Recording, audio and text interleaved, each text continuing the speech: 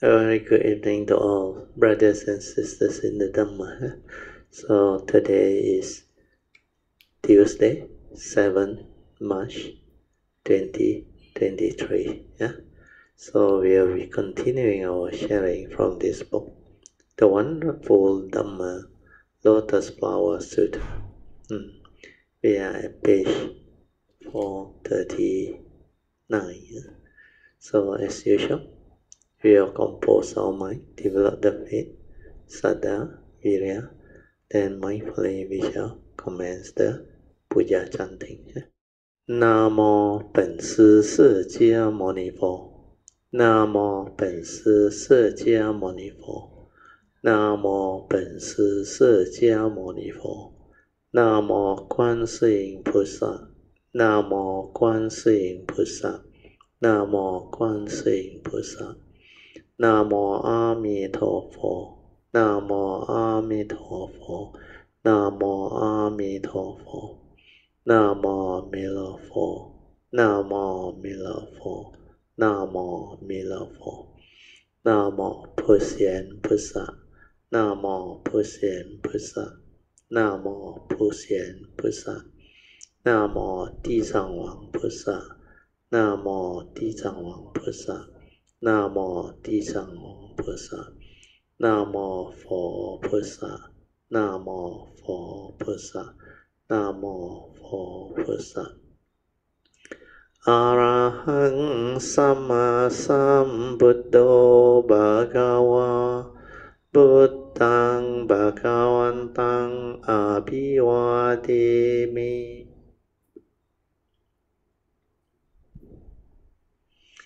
Swakato Bhagavata Dhammo Dhammang Namasami Supatipano Bhagavato Sāvaka Sangho Sanghang Namami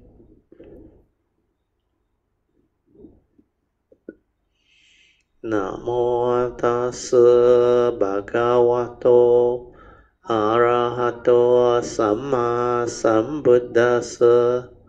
Namo tassa bhagavato arahato samma sambuddhassa.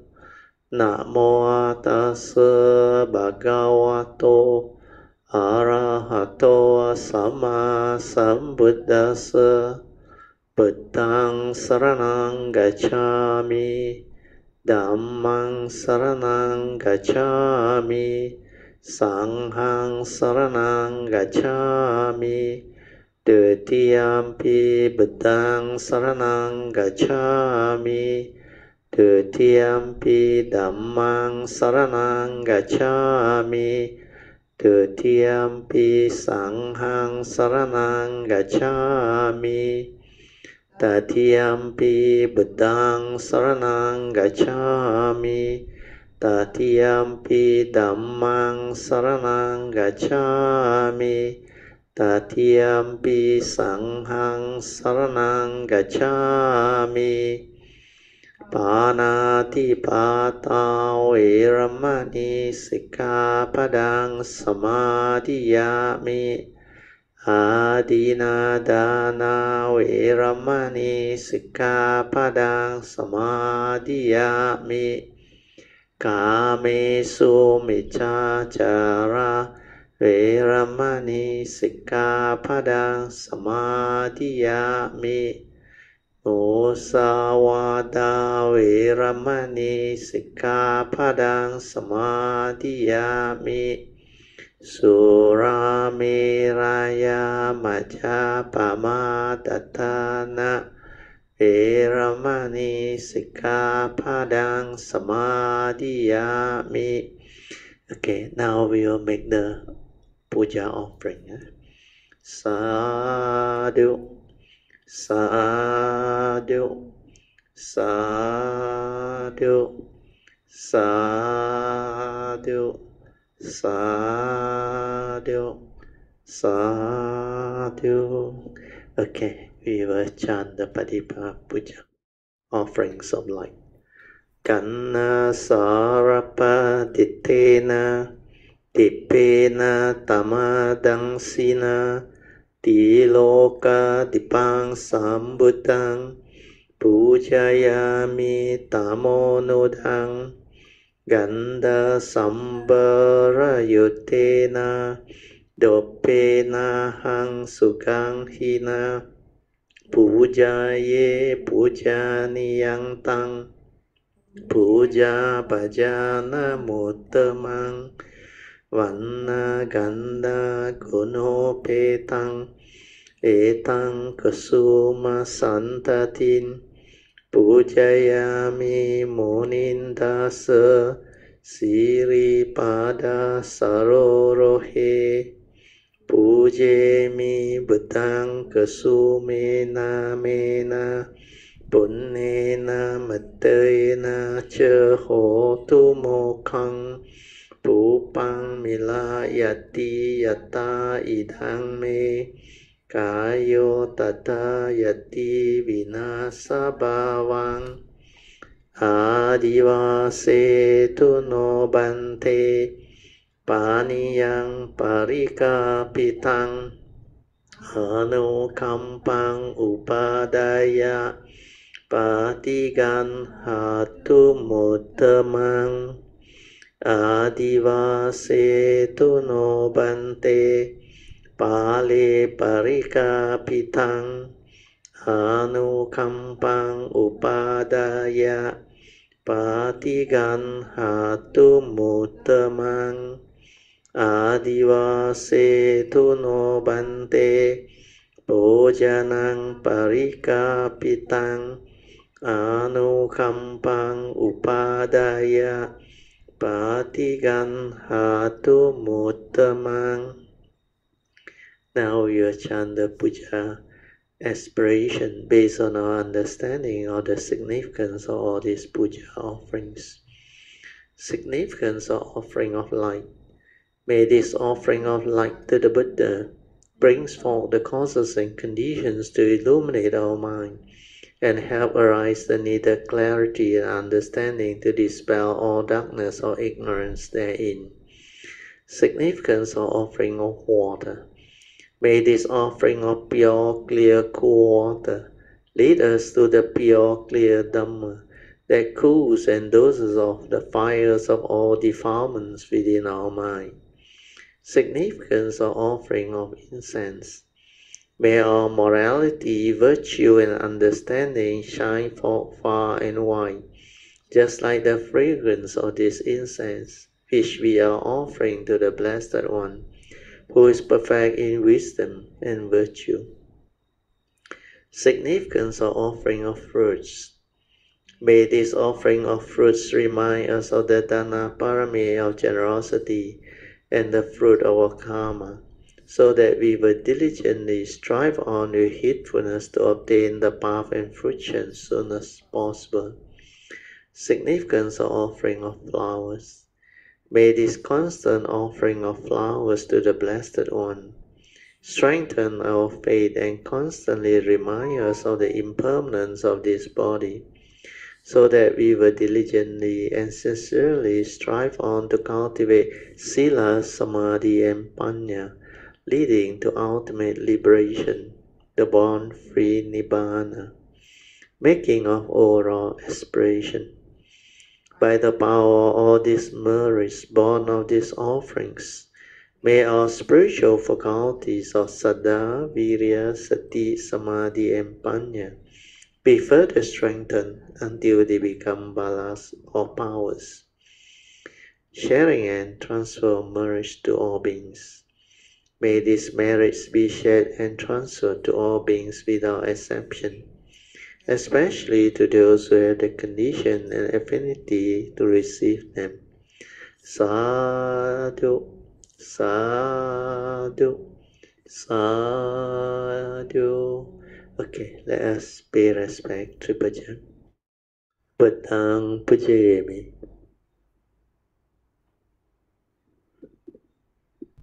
Dhammang pujayami.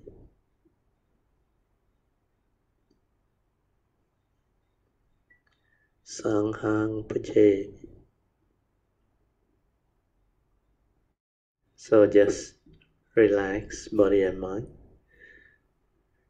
Maintain attention and sustain this attention for as long as you can. These first three supports are very important because we are here to develop awareness-based meditation. So awareness-based means we develop the inner awareness, then we stabilize it. We are not creating more thinking or more thought. When you are aware, there is no thinking. The awareness is just that nature that is aware. Finish. So the first three support of relax, maintain awareness, and sustaining it or developing the stability of it is very important so that we do not create thinking. And like I always say, when you are relaxed, means you do not try to do anything or try to create any thinking. So don't try to know and don't try to do. Where these two are activity of the thought. Who is trying to know? The thought. Who is trying to do? Again, the thought. So when these two are not understood, thought become active again. Awareness cannot be developed. So all this lack of understanding of what the mundane mind is or the thinking mind is will create thought-based activity which will lead to more thinking, more thought activity and movement, thereby resulting in thought-based type of meditation. If you are actively using thought to cultivate or to develop the meditation via the various methods or even object of meditation or skillful means, you tend to verbalize. You tend to use thought as a media of instruction to meditate. So what happens is, when thought is predominant, it will lead to thought-based activity or so-called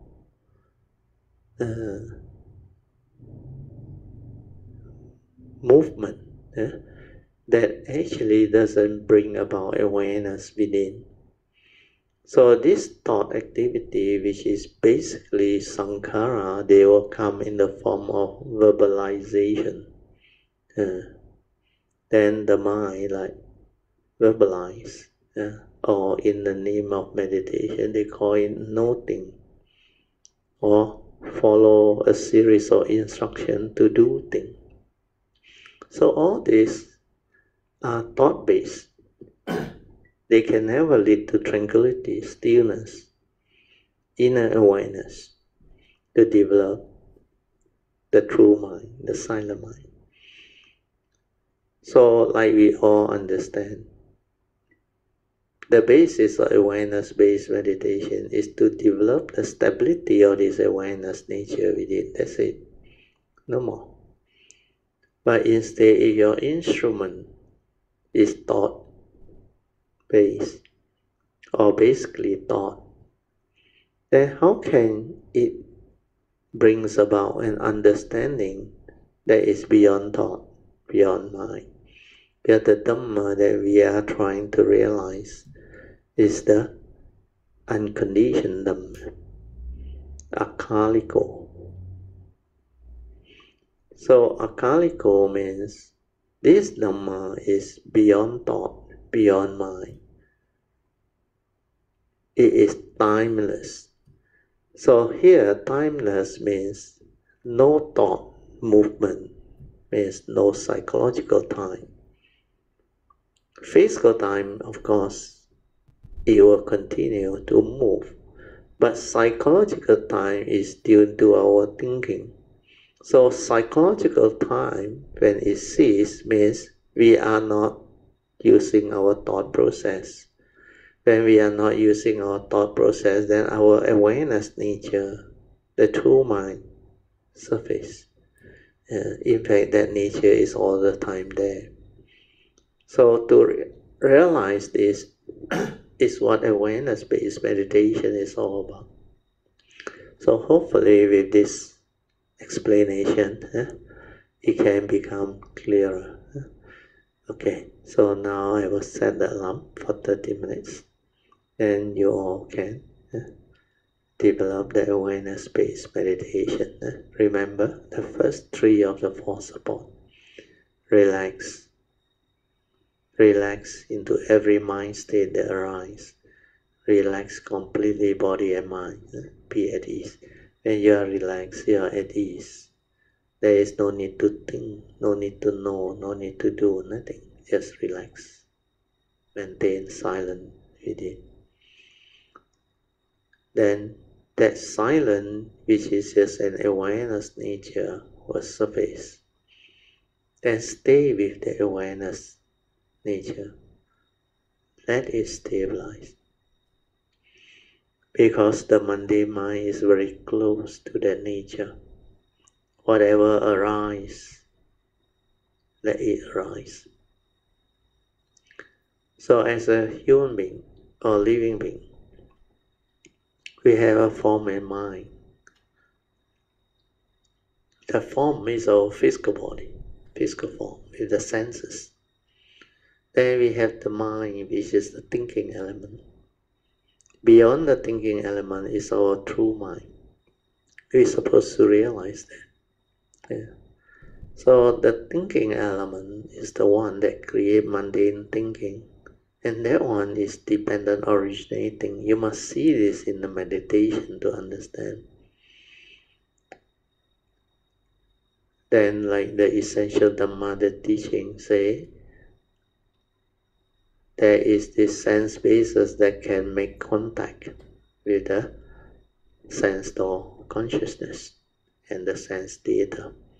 So when these 3 come together, it will trigger the arising of consciousness. And this consciousness, when it arises, initially without the content, is just pure consciousness.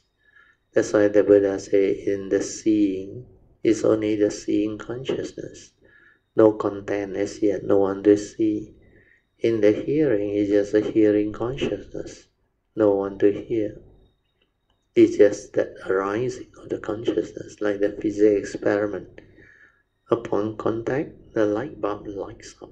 That's it. Everything happens naturally.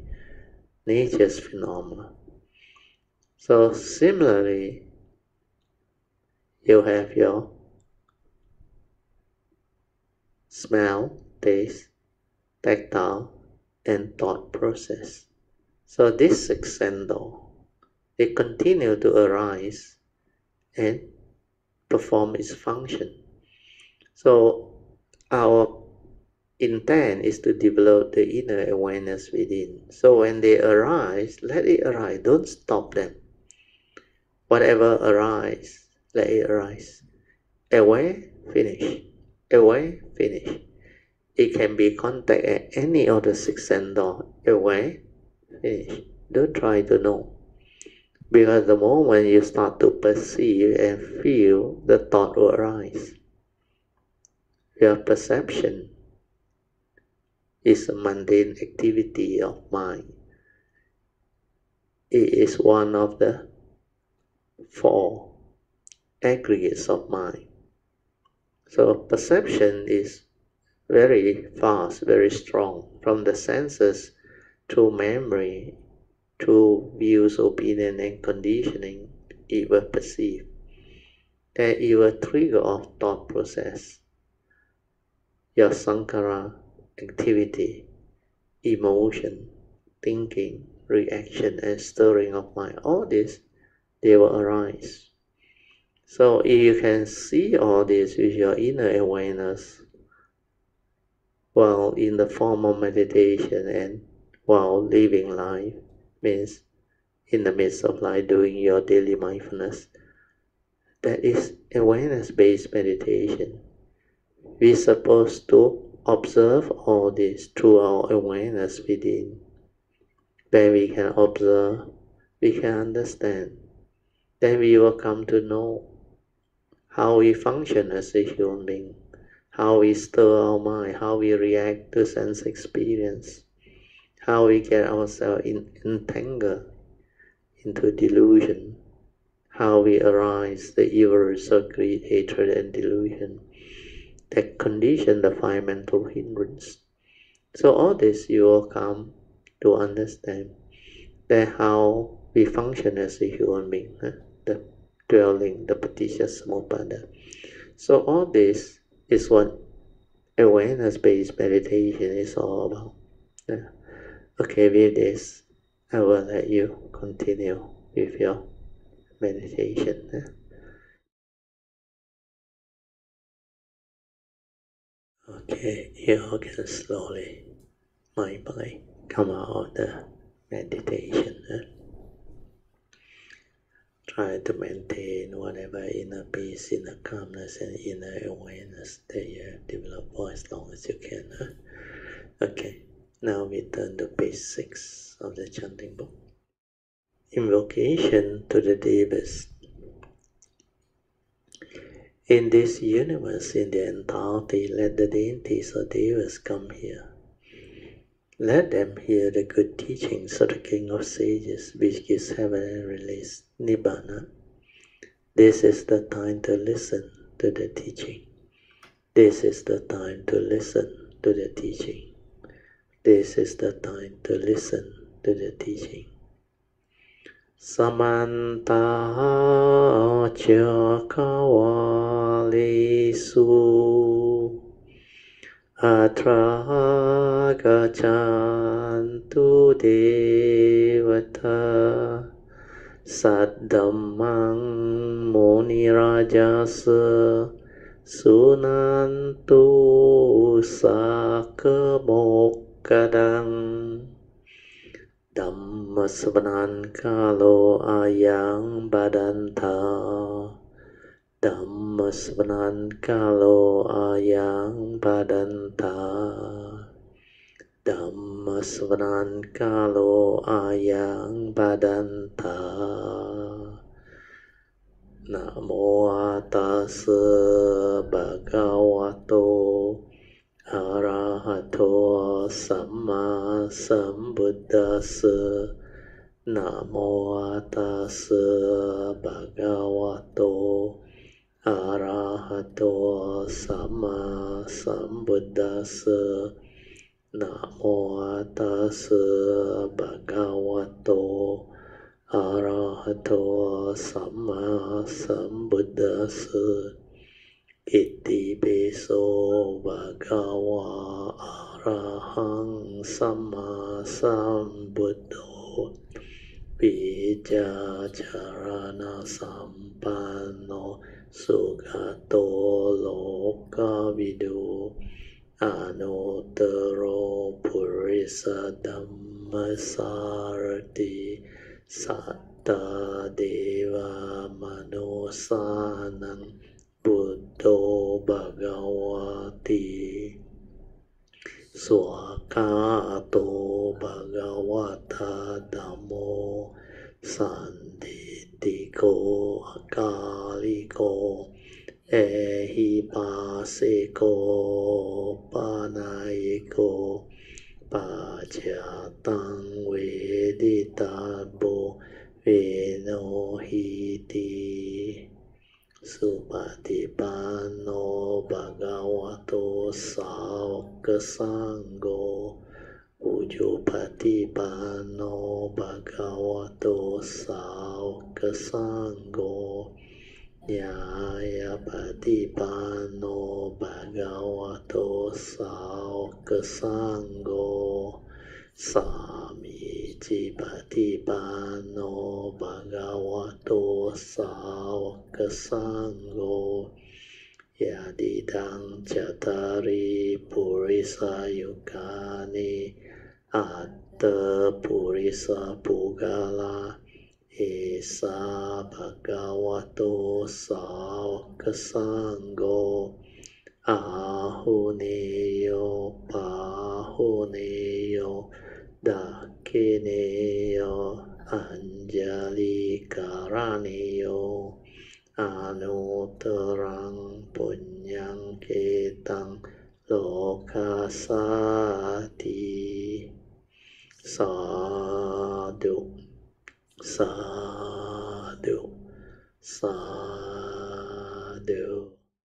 Page 439 of this wonderful Dhamma Lotus Flower Sutra.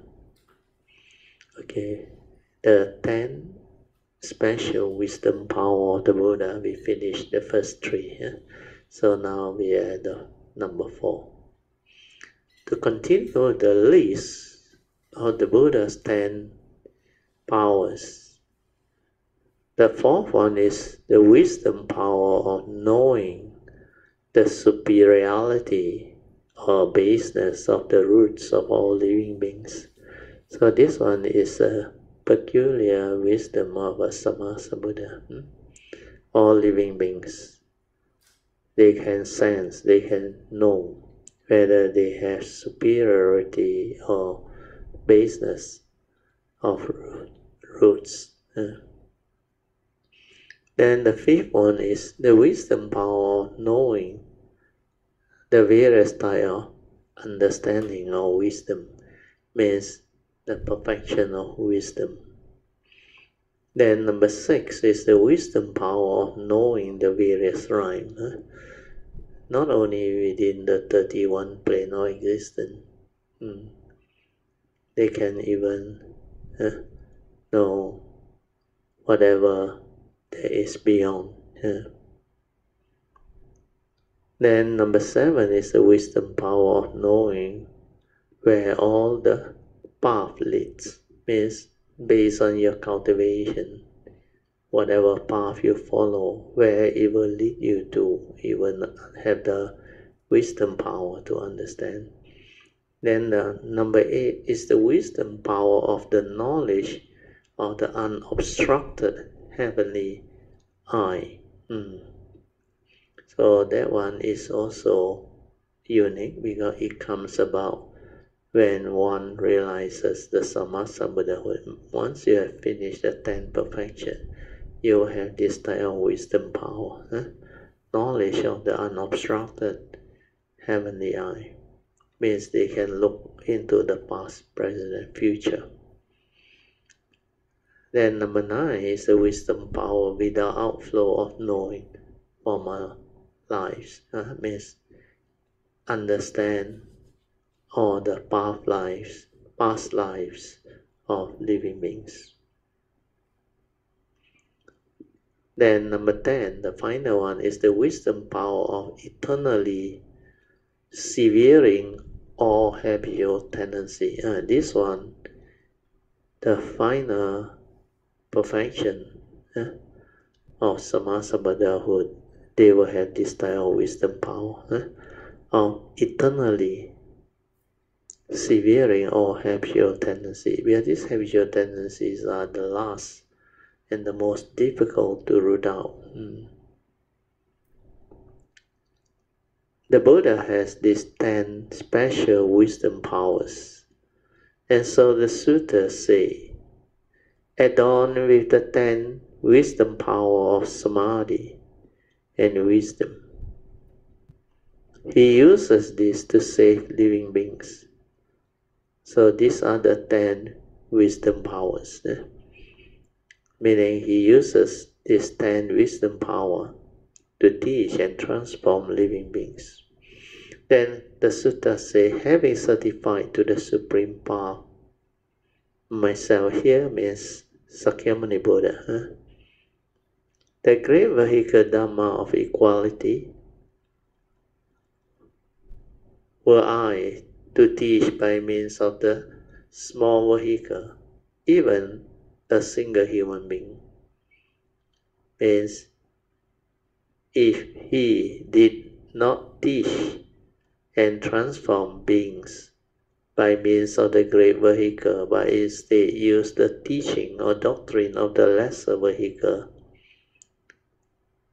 crossing over even one living being. The sutta says, I would have fallen into stingy greed.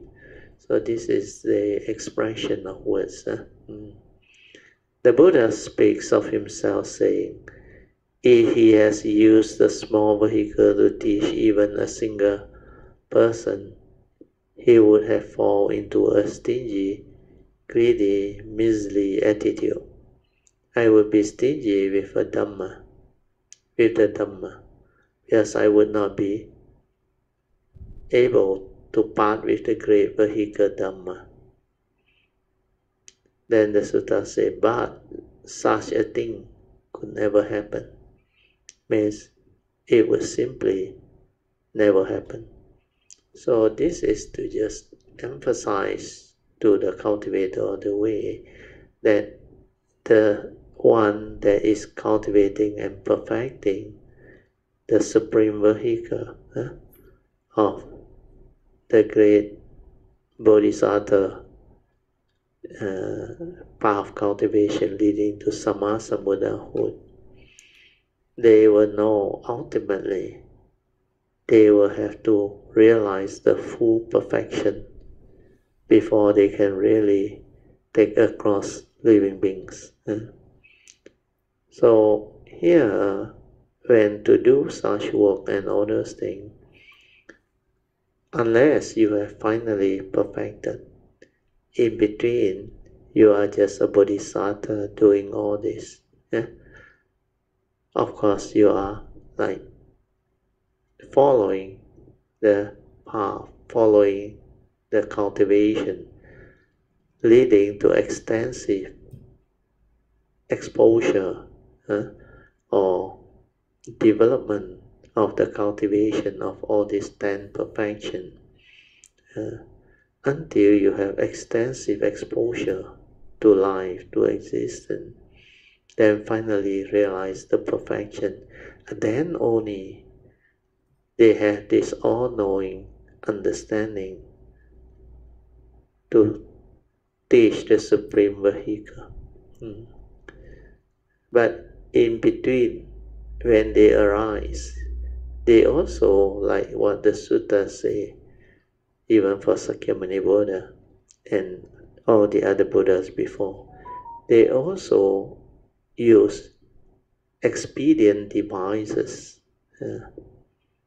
to actually lead living beings into the supreme vehicle. But as they know, not everyone has the parami or the affinity to receive this type of teaching.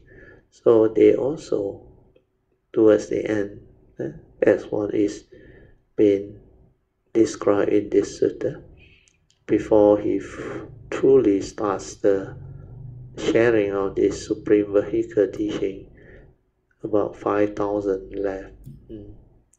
So all this is like meant to be. Then the final sentence. By the way, Shenhua said, I did not use a book just now. Means when he was expounding all these 10 wisdom powers.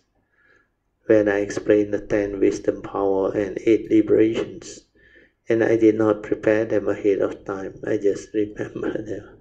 So this is his expression. Okay, then we go on to the next part of the sutta. Should people rely in faith upon the Buddha,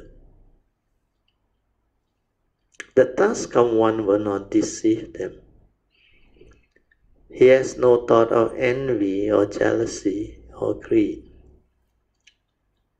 and he has cut off all the evils in the Dhammas. Therefore, throughout the 10 directions, the Buddha alone has nothing to fear. My body adorned with marks I brilliantly illuminate the world. Revered by countless multitudes, I speak the seal of the real monk. Sariputta, you should know that in the past I took a vow wishing to lead the multitudes to be identical with me. That vow made long ago now has been perfectly fulfilled. For I have transformed all living beings, leading them to the Buddhahood or the Buddha's path. So this unique teaching, the Supreme Vehicle teaching, which the Buddha called the wonderful Dhamma Lotus Flower Sutra, is indeed the teachings of Supreme Vehicle to let Bodhisattva comprehend the training and the path that are needed to accomplish Sammasambuddhahood. Okay, we read on. Now we come to the commentaries. There are some subheading. The first subheading is exaltation to belief, followed by means of the result, then by means of the cause. Okay, so now the commentaries. The sutta said, should people rely in faith upon the Buddha? The commentaries. The Buddha spoke to Sariputta saying, if someone believes in the Buddha Dharma and take refuge in the Buddha's way, in the Triple Jewel, means you must have faith and rely upon the Triple Gem. Then the sutta continued, the task come one will not deceive them, meaning the world-honored one or the Sammasambuddha speaks the truth, speaks of what is real. He does not speak falsely, and he would never deceive the people of the world. Then the sutta continued, he has no thought of envy or greed, meaning he would never have the thought of covetousness or jealousy. And he has cut off all the evils in the Dhammas. Means all students of the Buddha Dharma should genuinely understand cause and effect. You must put the principles of the Buddha Dharma into practice. For example, every living being is basically greedy because of delusion, sakkayaditthi, self-delusion. Once you understand that greed is wrong, is evil, you should bit by bit get rid of it. Basically, we all have thoughts of greed and hatred because of delusion. Once you have heard the Buddha Dharma and know that hatred is wrong, you should also bit by bit reform your hateful mind. The same is true for thoughts of stupidity and jealousy. If you have thought of jealousy, greediness, hatred, and stupidity, these are what it is called the evil within the Dhamma, means the three evil roots. They are evil habits that should be cut off. The Buddha says that he has cut off all the evil within the Dhammas. But actually the Buddha has already certified to the position of great and perfect enlightenment. So how could evil within the Dhamma possibly remain? Why does he say this? It is because he wants to instruct everyone else to sever the evil within the Dhammas. For example, why are you so stupid? It is because in former lives, you were jealous of those who have wisdom. When you saw that someone else was wise, you developed envy or grew envious. And so in your present life, you are stupid. Why? In your present life, are you very intelligent? The same principle applies in reverse. It is just because in former life you were not jealous of intelligent people. You like for other people to be intelligent, even to the point that as people study the Buddha Dhamma, the clearer they became about it, the more you rejoice with them and praise them for it. So these are the karmic friction. If someone study and learn quickly, you should rejoice and praise that person. You should not get jealous. Do not be afraid that others will surpass you. When everyone is better than me, when everyone else has become a Buddha, then afterwards I can become a Buddha too. That is the resolve of the Bodhisattva. Take a look at a star Bodhisattva. He vowed to cross over all the hungry ghosts in hell and take them all to Buddhahood. The ghosts are epitome of evil, but he did not dislike them. He resolved to save them. Someone wanted to know if it would be possible to make a vow to save all the beings in the 5 paths of existence at the same time, on the same day, in the same month, in the same year. The 5 paths are the path of gods, path of humans, path of animals, path of hells, and path of hungry ghosts. Could you vow to cause them all to become Buddhas at the same time? This cannot be done. Why not?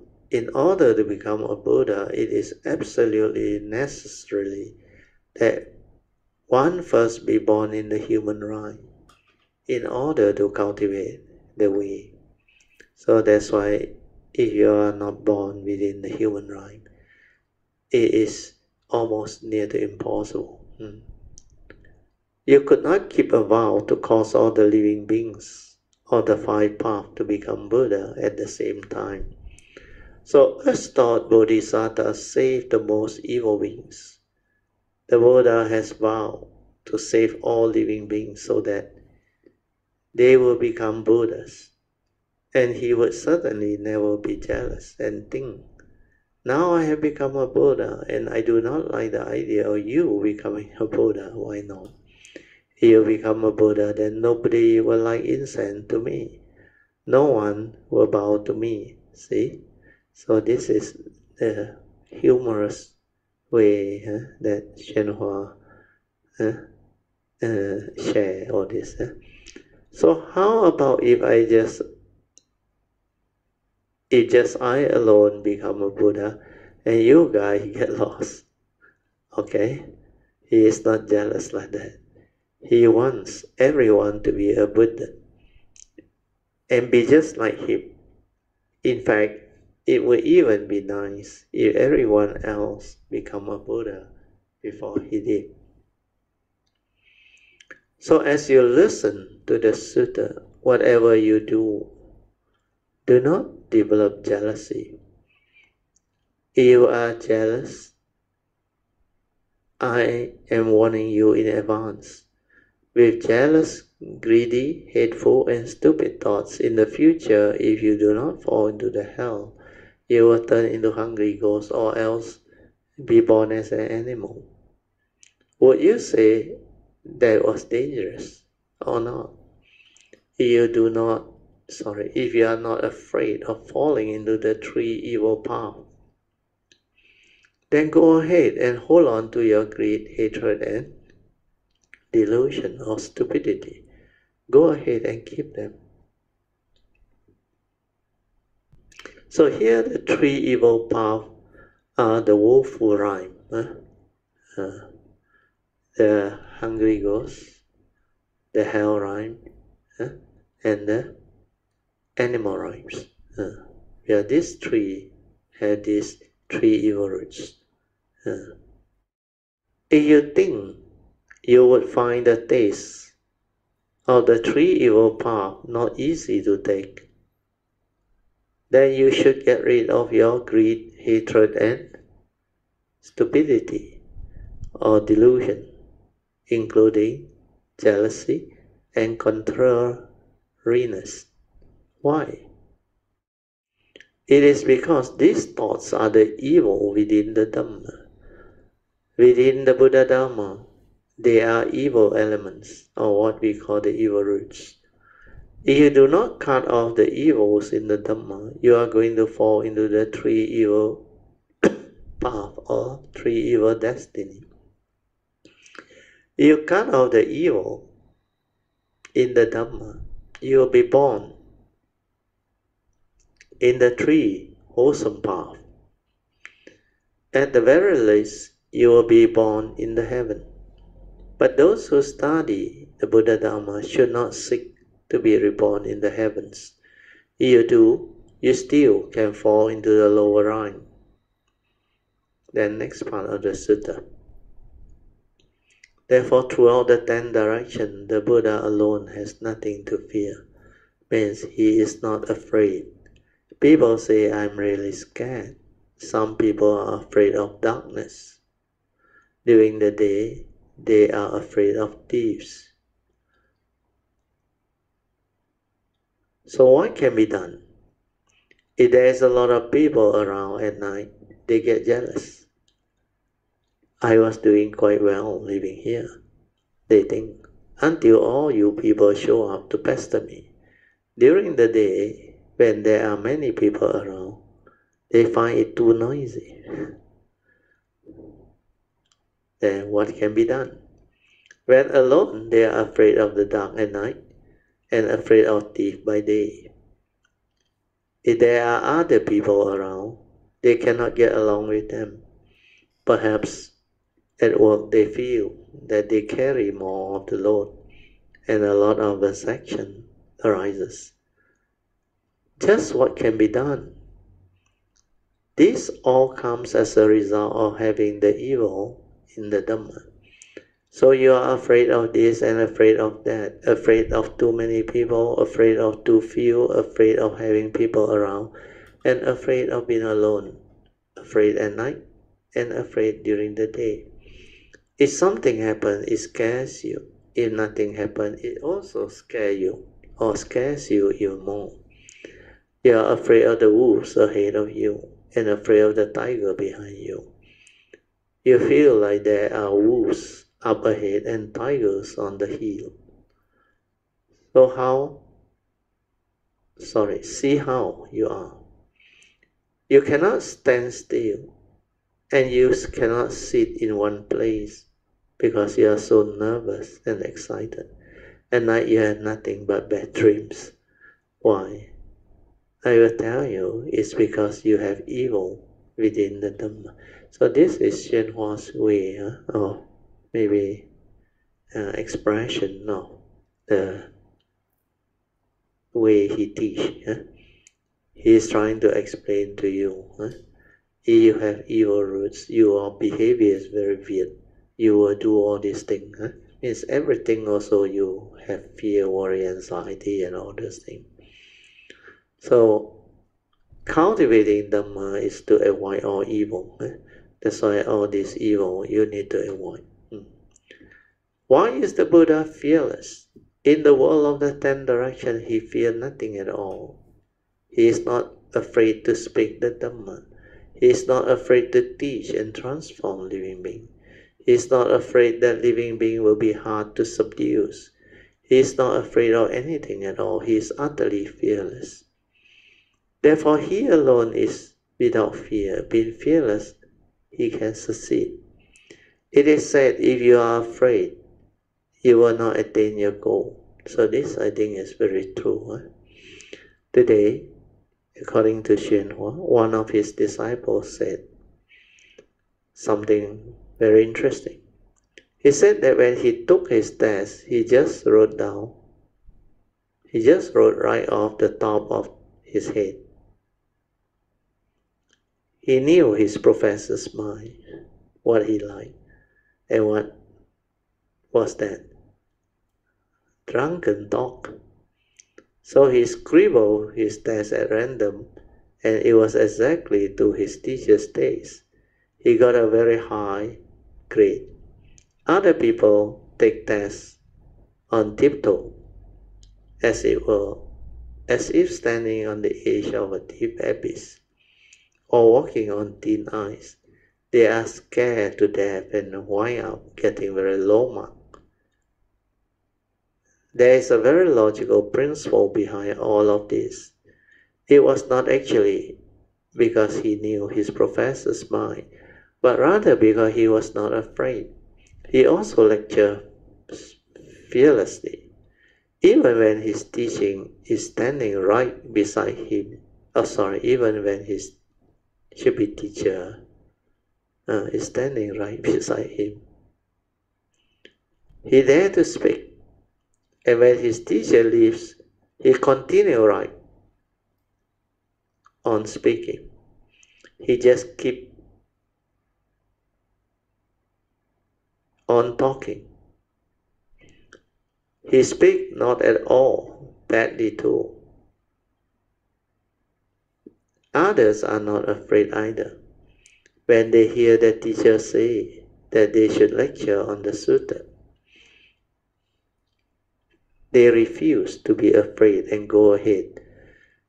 When they talk, however, it sounds like they were beating people to a pulp with a wooden club. It hurts a lot. They may not be afraid, but their listeners are. They talk everyone into being afraid to listen. This too is a problem. If everything you do, you should seek the middle way. The middle way means that you do not lean off to the left or to the right. You do not go too far, and you do not stop short. The middle way is without shape or form. It is a wonderful path or way. If you do not unite with the middle way, then it is the unwonderful way. The Buddha is not afraid, and he does not make others afraid either. His fearlessness does not mean that the Buddha is so fearless that when living beings see him, they are afraid of him. No. When living beings see the Buddha, they are not afraid. The more they listen to the Buddha speak the Dhamma, the more they like to listen. The more they like to listen, the more they want to listen. They listen to the Dhamma for several decades without growing tired. The more they listen, the more they like it. The more they listen, the happier they get. That is the way the Buddha speaks the Dhamma. Well, you said that. How was it that when the Dhamma Flower Sutta was about to be lectured or spoken, 5,000 people got up and walked away? If, as you said, the more they listen, the more they like to listen, why did all those people leave then? That's a good question. In fact, 5,000 people did walk out. They ran away and did not stay to listen. Actually, it was not a case of their not wanting to listen, but rather that they did not have the virtuous roots or conduct to listen. They were driven out by the karmic offenses or karmic obstacles. As soon as the Buddha announced his intention to speak the wonderful supreme Dhamma, their karmic obstacles show up and they could not sit still. They left on their own. So this one is also one of the good way of explaining it. That's why when you have karmic obstacle, you will have all these problems. You may not understand why you cannot receive, and you cannot understand all. It's all because of karmic obstacle. That's why in the yellow card, I emphasize a lot on how to overcome karmic obstacle, how to do the repentance, covering all the three, so that it is comprehensive enough for cultivator of the way to break free. So karmic obstacle, you must not take it lightly. I read on. It was not a matter of being afraid or not being afraid to listen, of liking or not liking to listen. It was a question of their karmic obstacle or offense being too heavy. They may have wished to listen to the Buddha Dhamma, but their karmic obstacle revealed themselves, and they had to leave. So this one is very true. That's why even this segment of my nature's life, when I came, I already had all this karmic obstacle understanding. That's why I keep on emphasizing this and share with a lot of Kayamitas. Because if you don't break all this karmic obstacle or karmic obstruction, it will come and haunt you, hinder you, prevent you from receiving the truth, the teachings, and at the same time obstruct you from understanding the Dhamma. So all this are what the power of karmic obstacles are. That's why avoiding all evil is very important. If you do not do that, you may unknowingly create severe, heavy negative karma that leads to such possibility of severe karmic obstruction or karmic obstacle in time to come, when you're supposed to walk this way, cultivate this path. That's why be very, very mindful of what you do in life. Sometimes out of ignorance, especially ignorance, out of envy, jealousy, or pride, or arrogance, you say certain things that can bring forth great severe karmic obstruction. Especially when you say such things to people whom you may not know. They are cultivators of the way. That's why if you offend the triple gem, it's a very severe karmic obstruction. So all this, just bear in mind. They become like possessed by demons. The demon power overtook them. If the one with offenses have not gone, they will influence the ones without offenses, so that they would not have wanted to listen either. Perhaps right when the Buddha was lecturing or proclaiming the wonderful Dhamma Lotus Sutra, they might have jumped up and yelled wildly or gone insane. It was really better that they leave. There was a question involved, so do not ask questions about things that pose no questions. So this is the way宣化answered, which is very good. So the Buddha is fearless. Then the sutta continued. He said, Sakyamuni said, my body adorned with marks. So adorned with marks of the 100 blessings, not 100 actually, his perfection and cultivation. So actually Sakyamuni, according to the Theravada Sutta, when he became a Sammasambuddha, he has this, what they call, I think 84 if I'm not wrong, hallmarks, and some numbers of minor characteristics. So all these are the very special birthmarks that he developed because of his ability to perfect the cultivation and fulfill the realization of Sammasambuddhahood in that time and that era. Then the sutta continues. Sakyamuni say, I brilliantly illuminate the world. Means my Buddha light shines throughout the world systems. Revered by countless multitudes, I speak the seal of the real monk. Means Sakyamuni speak the real mark Dhamma, the supreme vehicle, the Dhamma of the real wisdom, the wonderful Dhamma Lotus Flower Sutta. If you understand the wonderful Dhamma Lotus Flower Sutta, you will understand the seal of the real monk. If you do not understand it, you cannot get seal.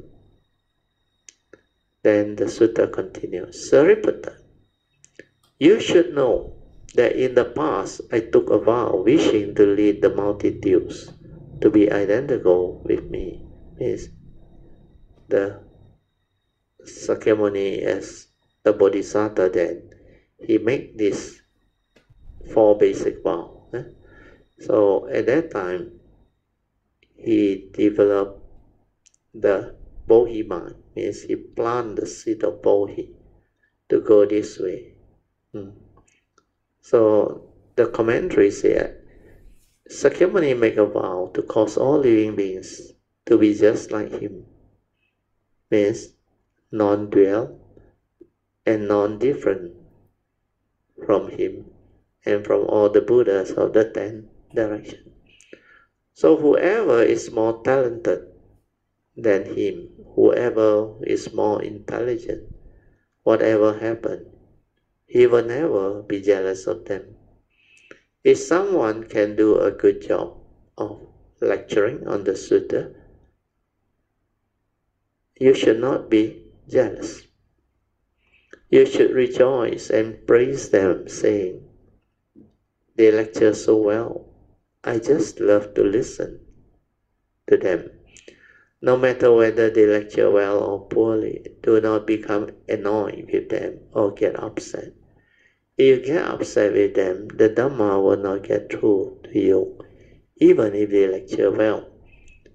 If you do not get upset, no matter who speaks the Dhamma, you will recognize their good qualities. If you listen attentively, carefully, you will understand the teaching and gain the benefits of listening to the Dhamma. Okay, so that vow, according to the sutta made long ago, now has been perfectly fulfilled. So Sakyamuni Buddha said, I have now accomplished Buddhahood. I have fulfilled my vows. I have saved those living beings I had wanted to save.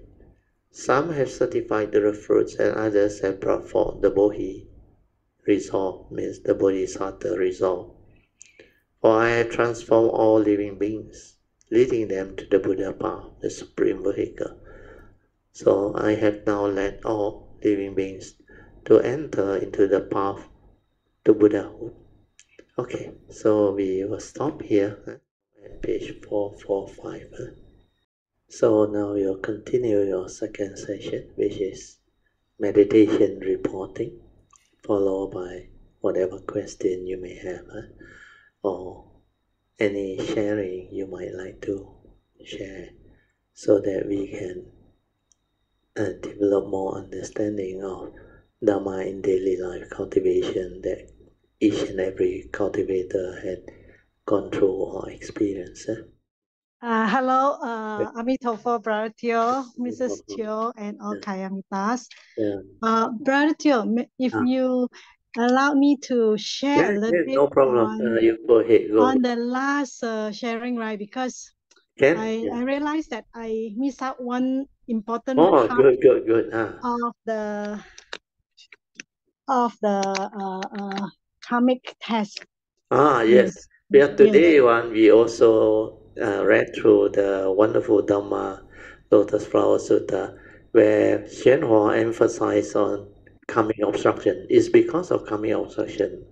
That one very true. That's why sometimes the karmic obstruction can be so severe. It will obstruct living being from receiving help, receiving the Dhamma, receiving the causes and condition to do things and all things. So all this, cultivate all the way, need to understand. Very good. You continue here. Project. Yes. So, Brother, I was telling you about this karmic obstruction or karmic test, right? Okay, let me connect properly first. Okay, what happened? I was saying that the test came little by little, right? And I can feel it. I can feel something is wrong, right? So this little karmic test was like not so severe in the beginning, which I mentioned, right? Yes. So I'm able to like endure, and then through my resting and meditation, after that I recover lah. Then I can still continue, no problem. The one that came very severe one that I didn't explain in detail, that part, that part. Okay, I'm going to explain now today. Okay. Very good. So this one, okay, I was doing my daily chores. I was actually mopping the floor, because of this unusual, I told you, pattern of things that's happening to me. So I told you that I become very mindful. Every movement I take, I actually in awareness, awareness. I was in awareness. Even when I'm mopping the floor, brother, I tell you, when I'm mopping the floor, I was mopping. Actually, I don't have any thinking one, no, brother. Throughout the day, I don't have thinking one. So as I'm mopping, suddenly, the strike hit me so hard that I went into silent mind, brother. This part, I went into silent mind, and then it flashed to me, what I need to see. Yes, I saw. I only see the thing that happened to my body, brother. Okay, so that's why I know the body is no longer normal body, brother. After I come out of it, okay, so I see the thing that I witnessed is what happened. Like I told you, my whole body crumpled, and it break apart, brother. It break apart, That's why when I first, how you call that, realized the heat on the body when I was mopping, it was so severe. I straight away instantaneous went into the silent mind, brother. So that I saw what happened to my body. Very good. And then it break apart. It is like the body break apart, And then after that, it flashed. The consciousness came back to the mundane mind. I'm mopping again. But then I cannot mop anymore. I told you, I cannot mop anymore. You can't even do your simple housework. Yes. So I cannot. I have to immediately stop, and then I went you to were rest. no one, you stop. Actually, my body is like not my body. It's like I feel like very how you call that? Not supported like that, brother. I can feel my body not supported. Like something wrong. My body not supported. So I have to quickly go to find a mat and put it. You have to lie down. And lie down, brother. Because it's like the Buddha say, anatta. Anatta means you have no control over this body. When things happen, it just happen. It happened to me once also, but that one was not so severe as yours.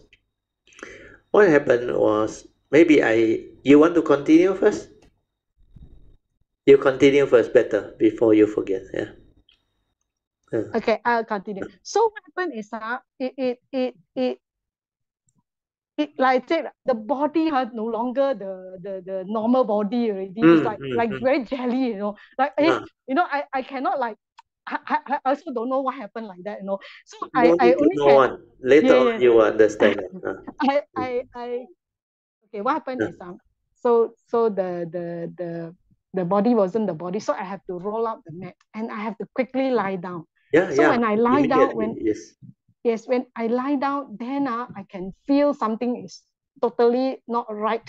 And then I kind of like meditated and rested, and I know that it's coming back, but it's not exactly the same lah, It's coming back, it's coming back, it's coming back. Then I feel better and better and better and better from the lying down and the so-called meditation that I rested my mind, I rested my body, relax, and everything.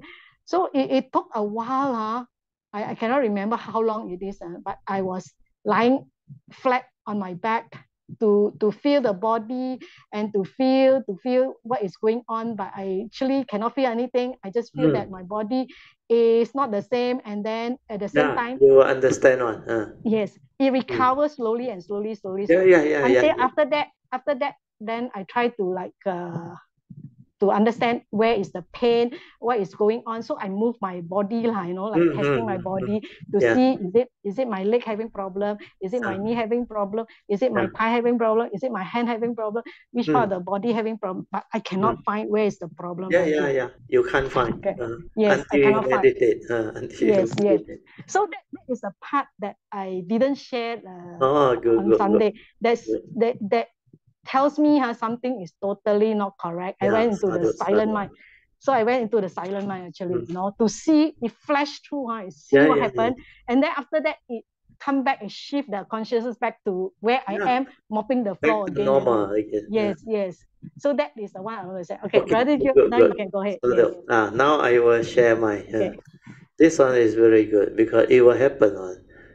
You see, after I have developed all those things already, and I already have the understanding and all these things. You see, one day, very funny, I was actually with my wife. I think we stay at this because she bought a package where they had this, offer for the package. 2 nights, 3 days, I think, something like that, where you can have a stay at a nice 5-star hotel and all those things. So we actually took it up, then we applied for the stay. So we were actually like normal.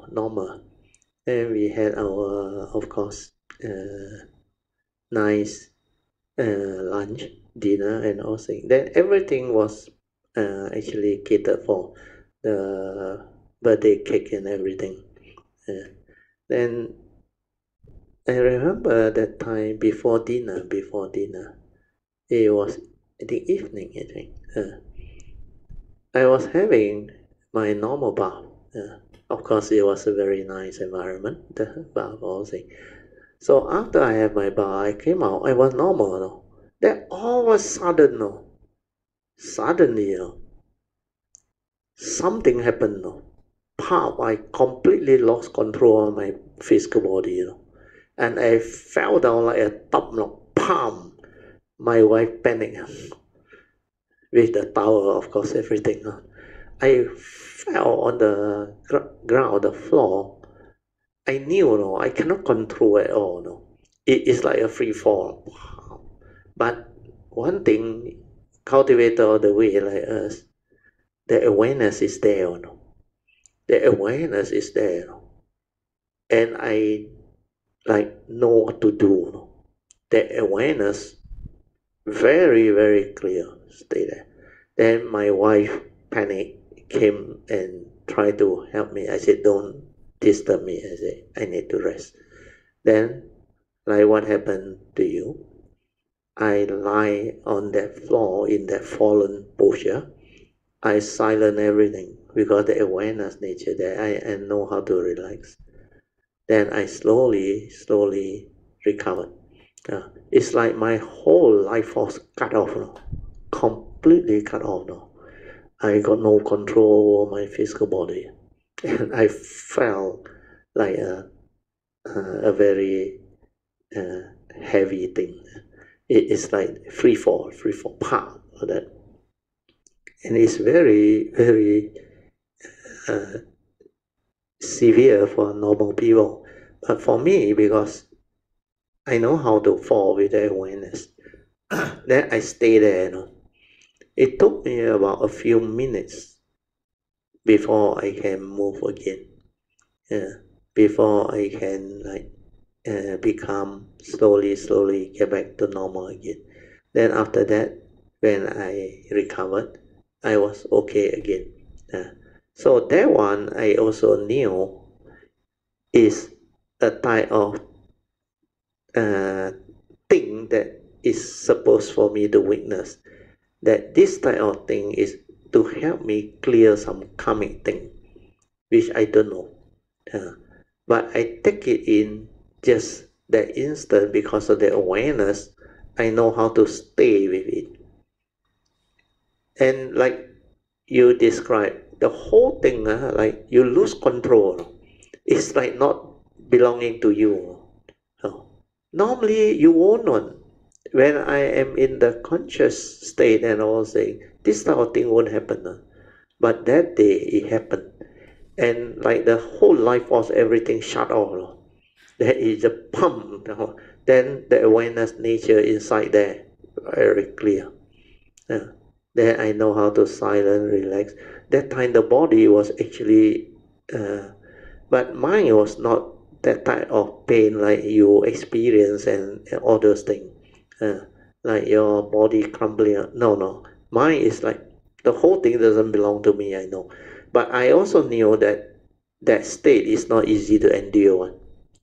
I had to completely silent and stay with the awareness until it's clear. I think a minute or two, I can't, because I didn't really put on the stopwatch to time it or thing. But I knew it was for a while, at least 2 minutes or so. Then after that only I can slowly gain back control of the body, move. Then when I came out of it, I become normal again. That's why I told my wife, I said, don't worry. It's nothing. So this type of thing can happen. So the way you share, let me recall this. This happened, I think, about 20 over years ago. 20 over years ago. So it can happen. It can happen. And you are right in saying that you completely don't know what happened to your body. To you use the word like crumple, like break up, what else thing.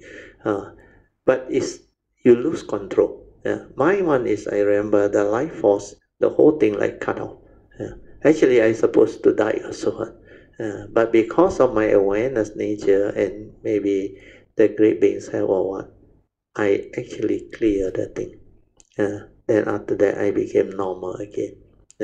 So all this type of thing that happen, you know, it has to do with your karmic past. And these are the understanding that can protect us, that can bring forth the causes and conditions for us to recover and at the same time develop the understanding of what this cultivation is. That's why all these are very beautiful sharing. Sadhu to you, Poh Cheng. You allow me to recall this, to share. I also actually long ago forgotten already, 20 years ago. Okay? Yeah, sadhu.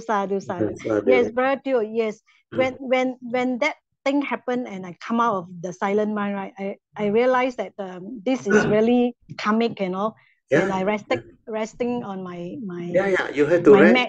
You cannot do anything on. Yes, cannot do anything to you recover. completely lose control already. Yes, correct. It's almost like I'm almost like dead, It's like going through life and death. Yes, life and death. Yes, that's then why I say you slowly recover because of the awareness. That's why we will know how to die on. You understand? Because the awareness nature is always there on. Yeah. So it's like, it's like, wow, I tell you, but Brother, the so-called silencing of the mind is so important. I think if I didn't silence the mind, I would have hurt more, you cannot, you cannot I go would be through. hurt more. I cannot go through, I cannot go through.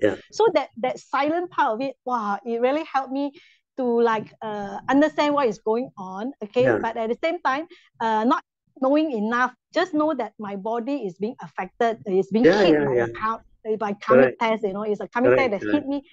That's all I know, and I have to do something about it, like rest and meditate to recover the kind of thing, subsequently. And then when I come out of it, the urgency is to go and rest and meditate or do whatever to feel that you are back to life again, you are back to normal again. Yes. But you will know what. You will know what. Very, very good. Correct. There's no fear or whatever lah, Brother Teo. There's no fear. You just know that you have to do this lah. Straight away you have to do this and all, and nobody have to. In fact, I tell my family, my husband, you don't touch me, don't do anything to me. Also. Don't worry about. Yes. That's why I hinted to my wife also. No need to worry. Let me rest. Yes. I only need to rest and meditate and recover. That's all. Let me rest. I just tell her, let me rest. Yes, correct. Because when it happened, it's like, wow, it's kind of shocking, like, kind of shocking to an outsider. People who don't understand, they will panic. Yes. Because this is what, you see, often in the paper or in the press, you heard of people suddenly collapse and die. You heard about that. Well, most people attribute to heart attack and all those things. But actually, this is what they call destructive karma.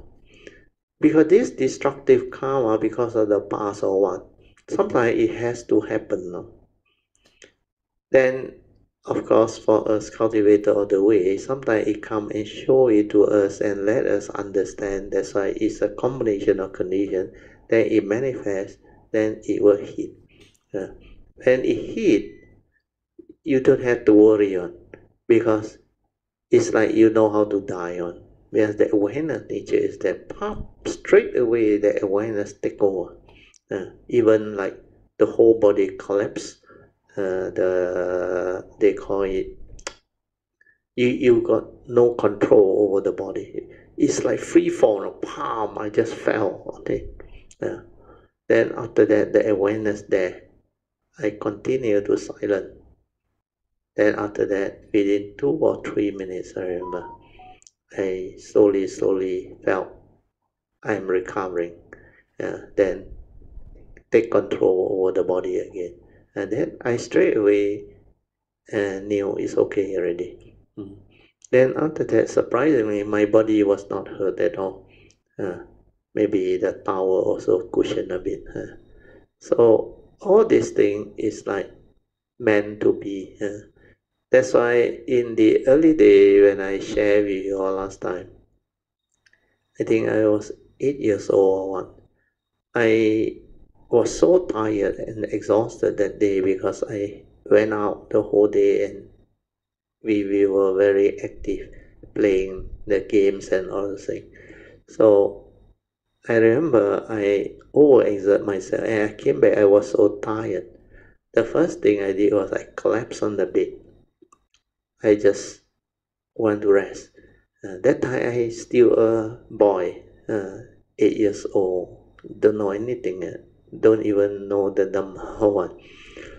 But then very funny, when I was in that state, when I was going through that whole thing, the awareness nature also there. That time I don't know how to meditate. I haven't developed the stability or awareness. But at that time, when that thing happened, because I was so tired, the awareness nature can see how my craving force dissipate now. Because I was so tired until the craving force that bind my consciousness to the physical body also dissipated. Dissipate means it loses its power. I can feel like that the grasping force that actually hold my consciousness to the body, they call it a craving force for life. So that craving force that bind that consciousness to these physical bodies so that it can remain inside, or we call it trapped inside, that one start to dissipate. That's why after that my whole consciousness came out. Then I like died because the silver cord that linked to that also gone. Then I was out of my body. They call out of body experience, OBE. That one I really came out. I was 8 years old.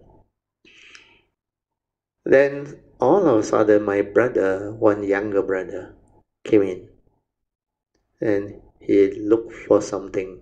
And he said certain things also. Then I called him, but he cannot hear me. He cannot hear me.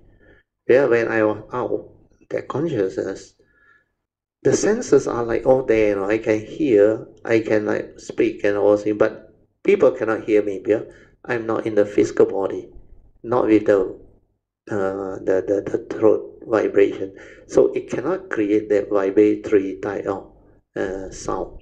But in that consciousness, like I can talk, I can speak, no? But the human rhyme cannot hear me. Yeah. Then when I realized something was not right, I looked down, I saw my body down there. My physical body lying down there like a log.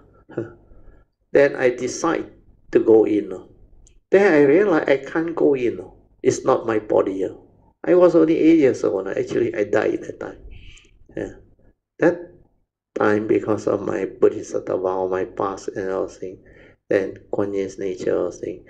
That's why because of that, I suddenly like know how to give it a push. Pop, then I went in. Then the moment I take control of my body, I straight away, first thing I do is go after my dead brother and ask him, just how did you went into a room and say all those things? And then he looked at me, you know, he was sleeping like a log. How did you know all this? I said, never mind, I just want to know I'm not dreaming. Then that time, I still don't know what meditation is. I still don't know what Dhamma is. But I continue with my life. And I didn't know it was craving force that dissipate. That time, I don't know. I only can recall I was witnessing all those things. Where the awareness nature can recollect witnessing all those things. Then what happened was, after I grew up, after I developed the affinity with the Dhamma, everything, then when I meditate, then I realized the Dhamma after 89. Then I reflected back now. Then only I knew what all this is all about. That's why after that, I knew already. Before I even know how to meditate, before I even have the Dhamma, I already know how to die before I die. Means the awareness is already there. So I cannot die like a normal deluded being. No way. That's why all this will show it to you. Then the consciousness is to let me know that the random of consciousness can come out. After the form and mind separate, the condition no more, it will come out. It can separate. That's why if you know how to develop the right approach to awareness-based meditation, you will understand all this. You will witness all this. You will see all this. So this is why the awareness-based meditation is really, really something that is very amazing, way beyond what people can comprehend with the thought process. So this awareness-based meditation, like you share after that last session, the silent mind that trusts the fourth support, that one is really amazing. That one will move by itself, it will heal by itself, it will recover by itself. It will give you the answer, the understanding and all things. So knowing how to die is something that cultivator or the way must develop. So that you will know all this, no more an issue, no more a problem. So this part I have shared before in the early day, but I didn't connect the two. Now I connect the two, then I can share with you all. If you do it with awareness base, that nature is always with you, then you will know how to die before you die. And the death process is very simple. That's why I used to share with Kayamita in the early day when they asked me. I said nothing die. It's just separation of the consciousness from the form. It just come out. But of course I cannot tell them because they don't understand. The awareness nature that is there, that one is your nature, eternal life. That one cannot die. That one witness the whole thing. That's why the form and mind is very interesting, very wonderful. A lot of things you can develop understanding. So it's a matter of how developed your cultivation is, and how you can actually go through all this, which are what the Heart Sutta say, 真空妙有. When you realize true emptiness, life become wonderful, existence become wonderful. So all this are what is possible. And today sharing, I think, with their causes and conditions is very good.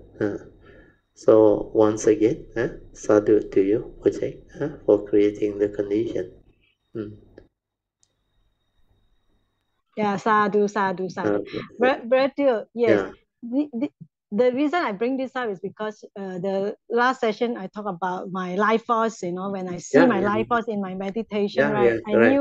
I knew everything is back to normal, and I don't have any problem anymore with this karmic test. Yes. Then I link it back to this awareness nature in the silent mind, that I see what happened to my body. That part, it's like as if I'm dead. I'm dead. I'm supposed to die, but I didn't die. So that's why I felt that because of my awareness based meditation plus my bodhisattva vows had protected me. Otherwise I cannot go into the silent mind and overcome. You will not be able to have that ability. It's because we already know how to do the trust. You already detected the gateway and go in and develop that stability. That's why you will know how to die. No problem. The awareness is always there. Yes. So that tool kind of link for me, when I see my life voice is back, so I know I didn't die. Although I may have died, I may have suffered and died then. Because I have that awareness that I was in the silent mind. It protect me. Brother Teo, it protect me. I didn't have any suffering, any hurt when it happened. Brother Teo. So it protected me from having any severe injury of my body. That's why we know very blessed. Something protected us. Yes, correct. So it's like Brother Teo said, it is a test for me to witness, to understand deeply, this life force, and how this awareness-based meditation can protect me, from injury and suffering, and I know how to recover and heal myself at the same time. So that is the amazing and wonderful part of that cultivation and meditation, Brother Teo. So this give me the opportunity to share with Brother Teo and to share with all Kayamitas, So do not underestimate the inconceivable power of this awareness-based meditation plus this bodhisattva vows that can help us, protect us in times of need, because it's instantaneous. It cannot like you have to wait, wait, and what do I do? The kind of thing. It's instantaneous when it happens. You know how to do things. It just go accordingly. So that part is like very, very amazing. You never expect it, never imagine it. It can happen this way. So it will happen because if you can remember, under the additional miscellaneous vow to enhance the cultivation, I put there under the yellow card number 4.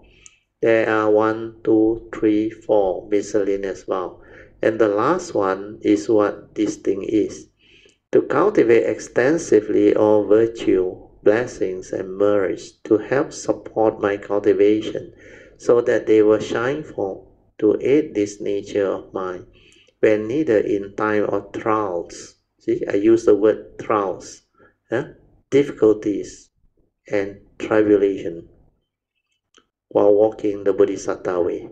So this is the part which Engbi also last time spotted it. Those who can understand all this are very beautiful, and this is the one, if you have it in your vow, it will come and protect you. It can surface because of our extensive cultivation. So we vow the additional miscellaneous vow to cultivate extensively all virtues, all blessings and merits to help support our cultivation so that they will shine forth to aid our nature, this nature of ours, when needed in time of trials, tribulations, and difficulties while walking the Bodhisattva way. So this vow, miscellaneous additional vow, I put it in one, and it's meant for all this one. That's why the nature that understand will know how to do all this. Yes, Brother. Yes, that is. I also thought of that, Brother, when I recollect when I was resting and recollect how this vow have helped me because of this. This is really a difficult period, that I can overcome without the vows and the bodhisattvas and the Buddhas, bodhisattvas and all the great beings in the 10th direction. I would not be able to survive these things, Brother. Yes. So it is. I also cannot explain how important it is to have these vows, taking these bodhisattva vows, so important. In fact, I mentioned it last sharing. The previous session. I mean, the first thing I thought of is because of my meditation, awareness-based meditation, and this vow that actually protected me, nothing else, I mean, how can this small mind is so fragile, able to recover, Brother, and protect myself, how to cannot, it's just not possible, the form and mind don't have the kind of skill to protect and heal, so it's really yes, correct. So it's really the inconceivable because nature is really inconceivable. That's why I used to share my wife and my daughter nowadays. I say a lot of things when you are in the spiritual field, you cannot understand one. Unless you are in the spiritual field, walking that way and doing all this, you witness all this one, which normal people cannot understand. To them, it's like fairy tale. Where got such thing? But really, it's more amazing than fairy tale. Like you come to understand, it's really inconceivable. The way it manifests and the way it happens, inconceivable. The word is inconceivable. It's so amazing. That's why this cultivation is very different. The Bodhisattva way, developing all the understanding through the awareness nature. Awareness-based meditation is very, very different. This will stand out from the usual thought-based cultivation that go through they call it the gradual teaching, where you cultivate over a long period, and one day you hope to be enlightened. And most of them look for sainthood way. But for ours is different, because this one is the teaching of Huining, the southern school.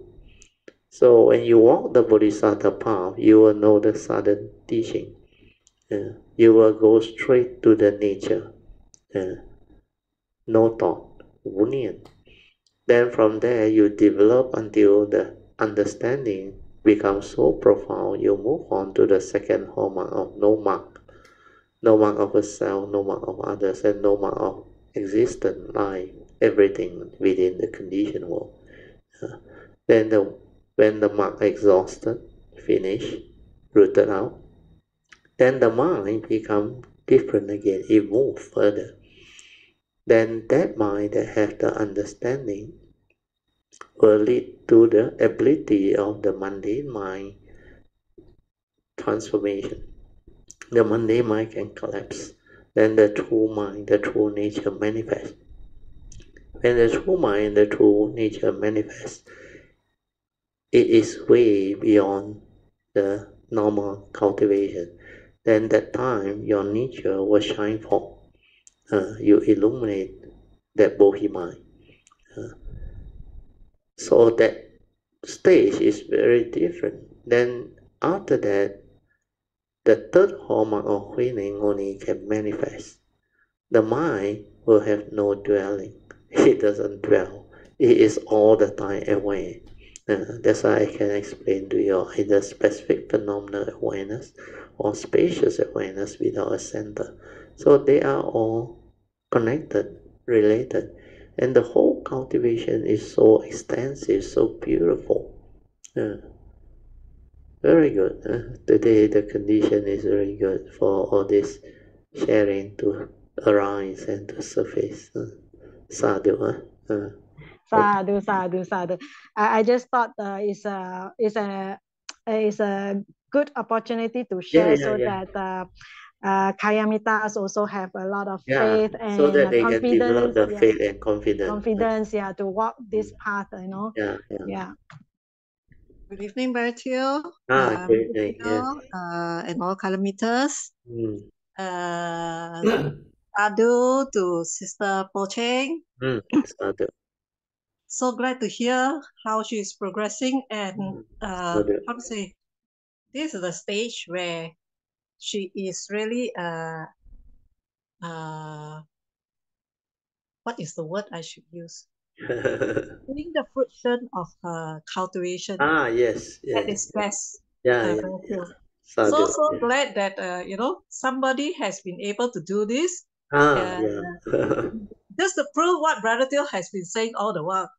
That if you can do it, somebody else can do it. That proves that this way is possible. Everybody can realize it, can perfect it.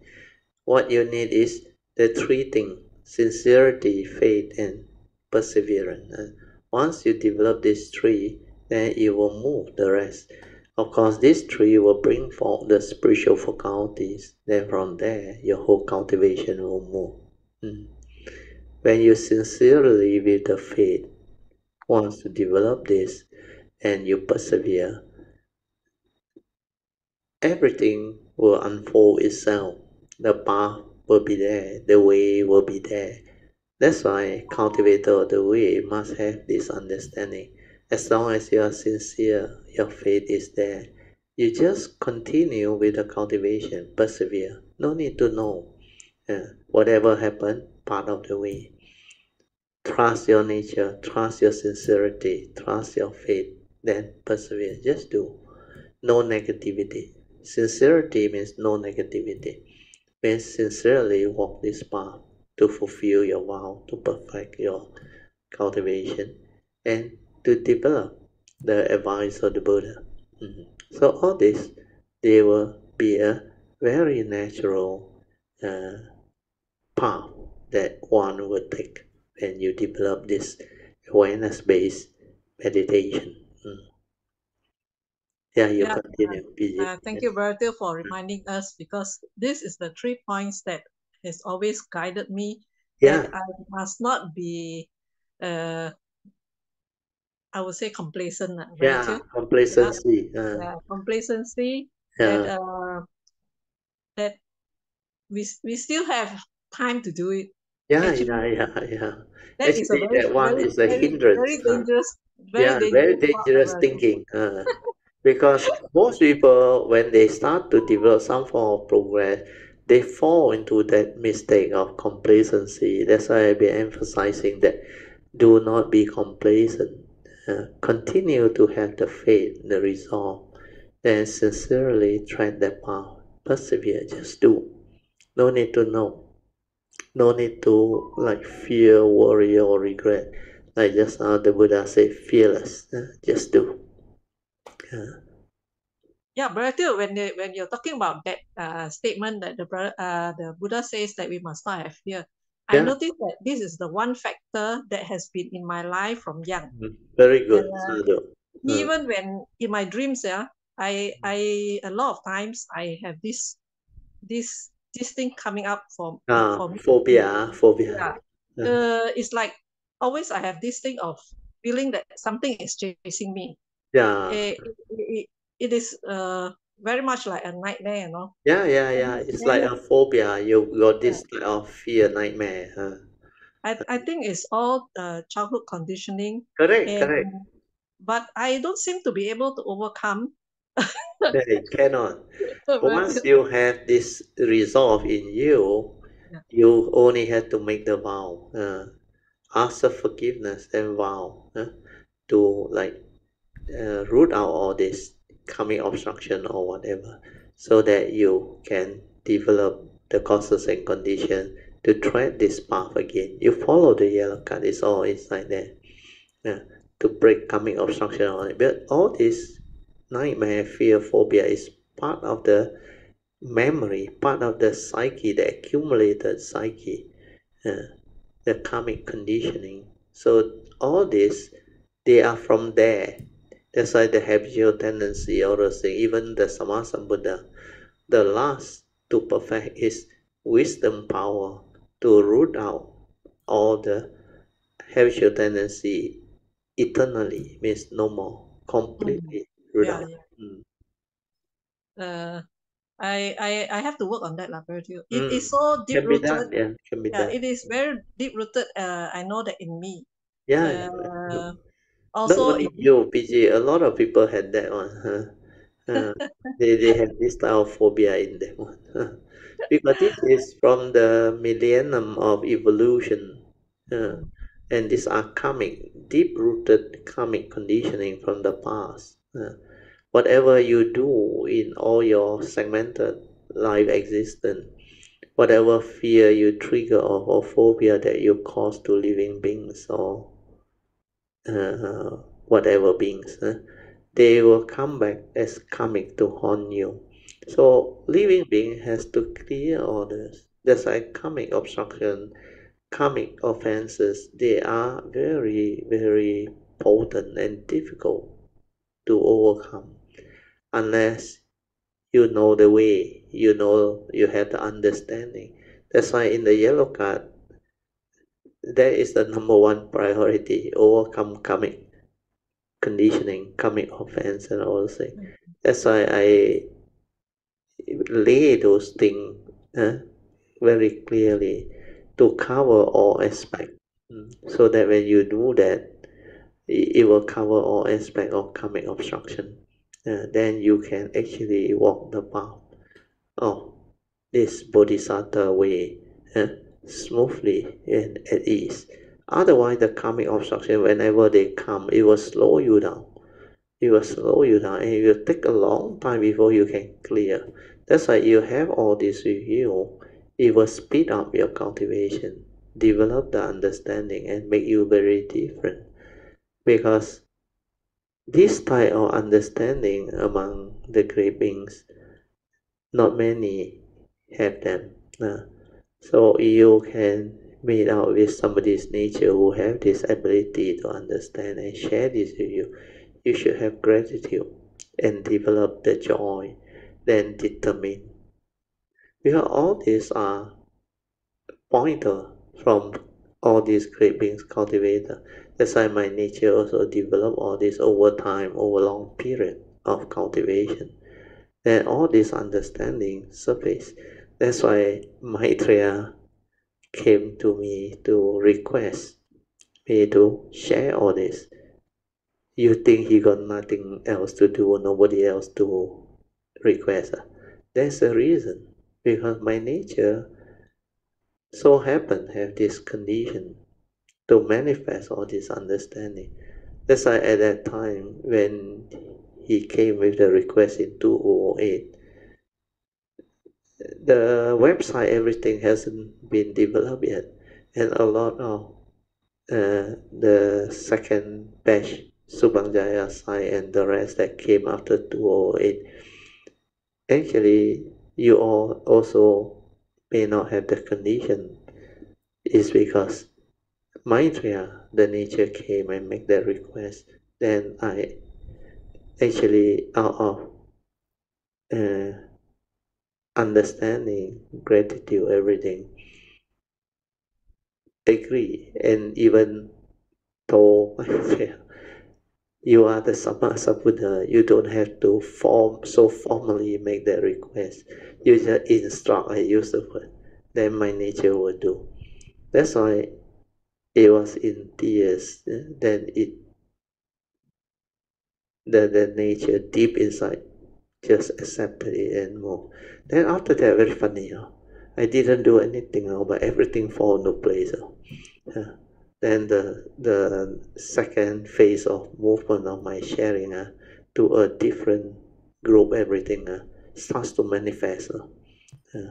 That's why a lot of things that happen, people cannot understand. So all those movements meant to be will be. And a lot during the first batch, although they came to know me early, only a handful remain in the first batch. Most of them, they just cannot receive all this, they are left. And that time, I haven't taught the Bodhisattva way. I haven't even go deep into the teachings, because that time was still the initial superficial teaching. Okay, yeah, PG, better let you continue. We are almost 10:30 already. I heard that. Brother, I think it's quite late. I think I will continue on Thursday itself. Okay, good. So I think that's better for everybody. Yeah, better. Because tomorrow is a working day. Yeah. So Okay. let us rejoice with a good sharing by Sister Poh Cheng, PG and me. Then also for all Kayamitas who participated. Sadhu, sadhu, sadhu. Okay, now let us share marriage, transfer marriage. Beginning with the Devas. Akasata Chilpumata Devanaga Mahindika Punyang Tang Anumoditwa Chirang Rakantu Lokasasana Ettawata Jamehi Sampadan Punya Sampadan Sabbe Deva Anumodantu Sabbasampati Siddhya Idang menya tinang hotu sukita hontu nyatayo. Idang menya tinang hotu sukita hontu nyatayo. Idang menya tinang hotu sukita hontu nyatayo. Devo satukalena sasa sampati hetoja. Vito bhavatu lokocha raja bhavatu dhammiko. Imina punyang kamena mame bala samagamo satang samagamo hotu yawa nivana patiya. Sadhu, sadhu. Sadhu. Okay, you can now pay respect mindfully to Lord Buddha, Kuan Bodhisattva, and all the worthy ones. Then we shall end the whole Zoom sharing. Sadhu for all the good participation and good sharing. Sadhu.